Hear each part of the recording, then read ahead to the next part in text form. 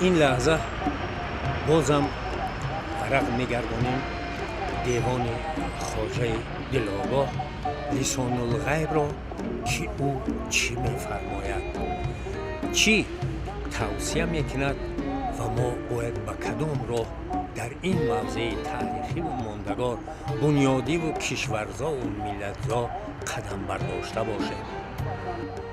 همه کس طالب یار، چی هوشیار و چی مست، همه جا خانه عشق است، چی مسجد چی کنشت.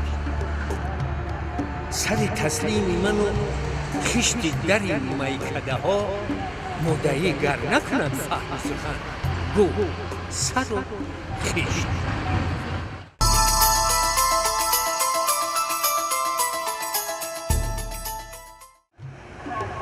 شنیدم من سخن روز زی افلاطون یونانی، سخن را پیش پس بنگر پس از آن اندام.